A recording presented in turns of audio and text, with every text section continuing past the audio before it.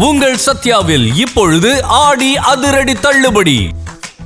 Mega TV நேயர்களுக்கு வணக்கம். பெண்கள்.com நிகழ்ச்சியில் சுபகிரகம் பகுதியில் அனைவரையும் சந்திக்கிறதுல மிகவும் மகிழ்ச்சி. இன்னைக்கு நம்ம என்ன பார்க்க போகிறோம் அப்படின்னா, இப்போல்லாம் எல்லா கோவில்கள்லையுமே எல்லா சன்னதியிலையுமே கூட்டம் இருக்குது. ஏன்னா எத்த தின்னா பித்தம் தெளியும் அப்படிங்கிற ஒரு மன அழுத்தத்தில் எல்லாருமே இருக்காங்க. பிரச்சனை இருக்கோ இல்லையோ, வீட்டில் இருக்கிறதோட மற்றவங்க பிரச்சனைக்காவது நம்ம கோவிலுக்கு போகத்தான் செய்கிறோம். இதில் இன்னைக்கெல்லாம் ஒவ்வொரு வழிபாடுகளும் எப்படி வழிபாடு செய்யணும்னே தெரியாமல் இருந்தாலும் எல்லாரும் போகிறாங்களே, நம்மளும் பண்ணத்தான் செய்கிறோம். இன்னைக்கு நம்ம ஒரு ஆஞ்சநேயர் வழிபாடை எப்படி கரெக்டாக பண்ணணும் அப்படிங்கிறதான் பார்க்க போகிறோம். சரி, ஆஞ்சநேயரினுடைய வழிபாடு எதற்காக நம்ம செய்கிறோம்? ஒரு 7.5 சனி காலத்தில், ஒரு அஷ்டம சனி காலத்தில் சனி தோஷ பாதிப்பு இல்லாமல் இருக்க ஆஞ்சநேயர் வழிபாடு நமக்கு கை கொடுக்கும். ஏன் ஆஞ்சநேயரை தேர்ந்தெடுக்கிறோம்? இத்தனை தெய்வங்கள் இருக்காங்க, என் பிள்ளையாருக்கு போய் பண்ணக்கூடாதா அப்படின்னு நம்ம கேட்போம். ஏன் ஆஞ்சநேயருக்கு நம்ம அந்த ஒரு சனி பகவானுக்கான ஒரு பரிகாரத்தை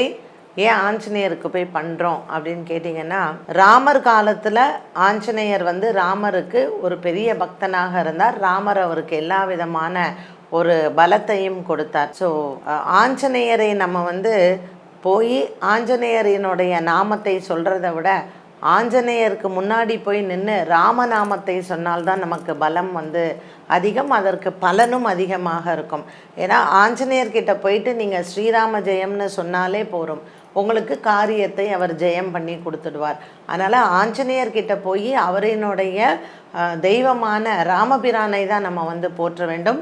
ஆஞ்சநேயரினுடைய ஸ்லோகத்தை கடைசியில் சொன்னாலே போருமானது தான். ராமாயண காலத்தில் ஆஞ்சநேயருக்கு, அதுவும் சீதா பிராட்டியாரை அவர் லங்கையில் கண்டுபிடிச்சி திருப்பி ராமரும் சீதையும் சேருவதற்கு ஒரு பெரிய காரணமாக இருந்தார் ஆஞ்சநேயர். ராமாயணம் அவதாரம் முடிஞ்சிடுது. ராமாயண அவதாரம் முடிஞ்சு அடுத்தது கிருஷ்ண அவதாரம் வந்தது. கிருஷ்ணாவதாரத்தில் மகாபாரத போரில் அந்த தேரில் எந்த கொடியை கிருஷ்ணர் வச்சார்னா ஆஞ்சநேயரை தான் அவர் வச்சார்.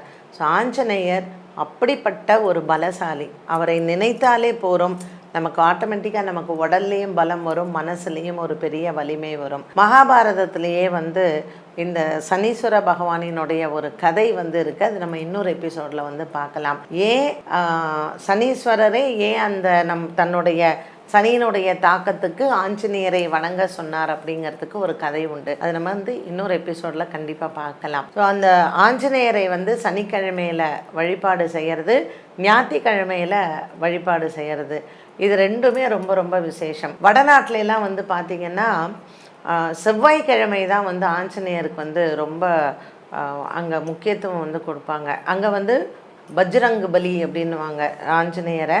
ஸோ செவ்வாய்க்கிழமை நீங்கள் எந்த கோயிலுக்கு போனாலும் ஜெய் பஜ்ரங் பலி அப்படி தான். செவ்வாய்க்கிழமை அவருக்கு ரொம்ப விசேஷம். அவருக்கு ரொம்ப பிடிச்சது என்ன அப்படின்னு பார்த்திங்கன்னா, வெத்தலை மாலை போடுறது, துளசி மாலை போடுறது, வெண்ணக்காப்பு சாத்துறது, செந்தூரம் சாத்துறது, இது எல்லாமே அவருக்கு ரொம்ப ரொம்ப ரொம்ப பிடித்த ஒரு விஷயம்தான். இந்த செந்தூரம் எதுக்காக சாத்துறாங்க அப்படின்னு பார்த்திங்கன்னா, அது அந்த கேசரி கலரில் இருக்கும், ஒரு மாதிரி ஆரஞ்சு கலரில் இருக்கும். அது வெண்ணெயில் நல்லா தடவிட்டு ஆஞ்சநேயர் உடம்புல ஃபுல்லாக தடவுவாங்க. அதற்கு பேர் செந்தூரம்னு பேர். இந்த செந்தூரம் எதுக்காக சாத்துறாங்கன்னா, அசோக வனத்தில் சீதா பிராட்டியார் ரொம்ப வருத்தத்தோடு உட்கார்ந்துருக்கா இல்லையா, தன்னுடைய கணவர் எப்போ வருவாரோ அப்படின்னு சொல்லிட்டு. அப்போது முதல்ல ஆஞ்சநேயரை பார்க்குறா. எப்படின்னா, ஆஞ்சநேயர் லங்கைக்கு தன் வாலில் தீயை மூட்டி மொத்தத்தையும் அவர் ஸ்ரீலங்காவே அவர் மொத்தத்தையும் கருக வச்சிடறார். அந்த வாலினுடைய அந்த நெருப்பு எரியறதில்ல, அதை இந்த அசோக வனத்தில் இருக்கக்கூடிய மண்ணில் அவர் அணைக்கிறார் அந்த நெருப்பை. இன்றைக்கும் நீங்கள் லங்கையில் சீதை இருந்த இடத்துல அசோகவனத்தை பார்த்தீங்கன்னா அந்த மண் மட்டும் கருப்பாக இருக்கும். அந்த சீதை யார் ஓடுது, சீதா மஞ்சள் தேய்ச்சி குளித்த அந்த இடம், ஆஞ்சநேயர் போய் அங்கே போய் கால் பதிச்ச இடம், அந்த பின்னாடி பார்த்திங்கன்னா அந்த அசோகவனத்தில் அந்த மண் மட்டும் கருப்பாக தான் இருக்கும். அந்த ஒரு இடம் மட்டும் இன்றைக்கும் கருப்பாகத்தான் இருக்கும்.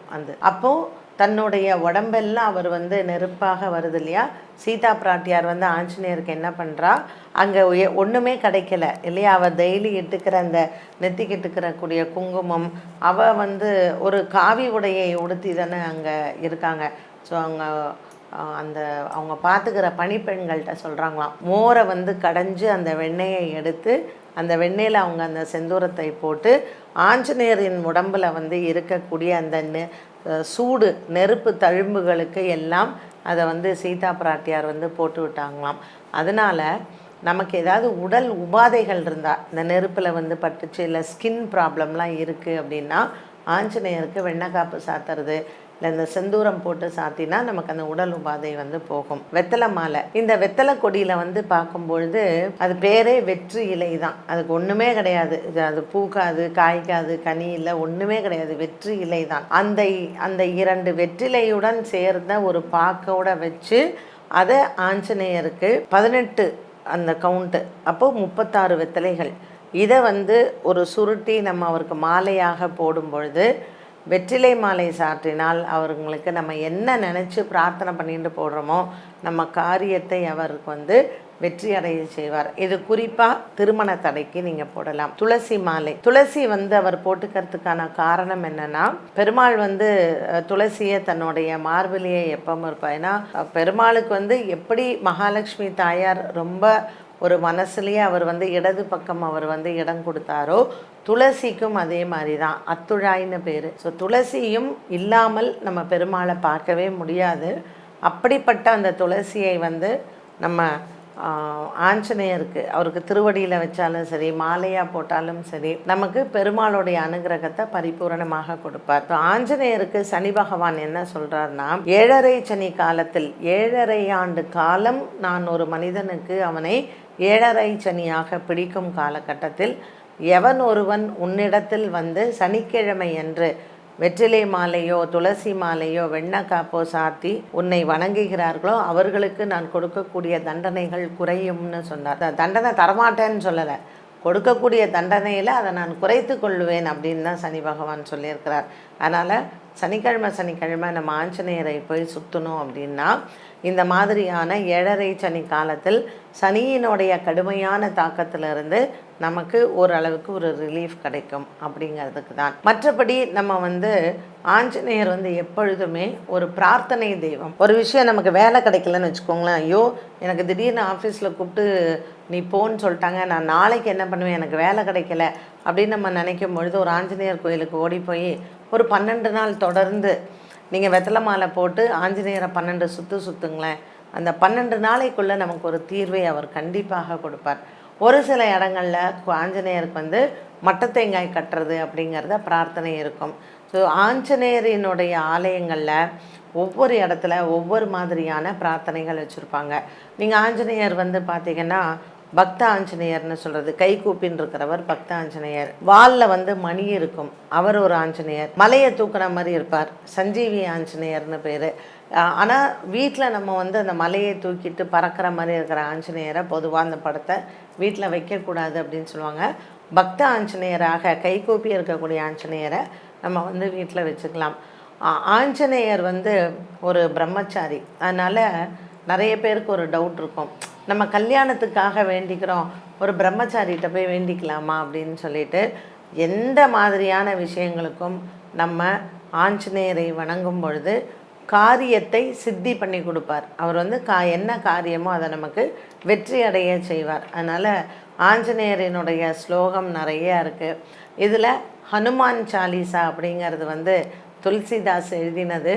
ரொம்ப ரொம்ப நீங்கள் நார்த்துலலாம் வந்து பார்த்திங்கன்னா ஹனுமான் சாலிசா சின்ன குழந்தை கூட சொல்லும்.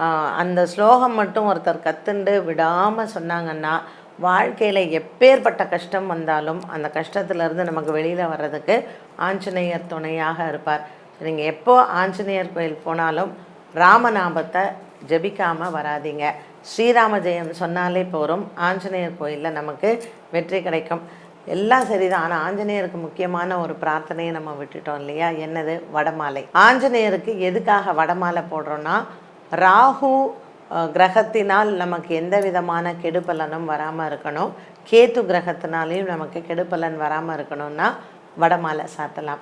ஸோ சனி மற்றும் ராகு கேது இவர்களுக்கு இந்த தோஷத்தை நிவர்த்தி பண்ணக்கூடிய ஒரே தெய்வமாக ஆஞ்சநேயர் நமக்கு இருக்கிறார். என்ன நேயர்களே, இன்றைய பெண்கள்.com நிகழ்ச்சியில் சுபகிரகம் பகுதியில் ஆஞ்சநேயரினுடைய ஒரு வலிமை, ஆஞ்சநேயரை எதுக்காக வணங்குறோம் அப்படிங்கிறத பார்த்தோம். மீண்டும் சந்திக்கும் முறை நன்றி, வணக்கம். உங்கள் சத்யாவில் இப்பொழுது ஆடி அதிரடி தள்ளுபடி.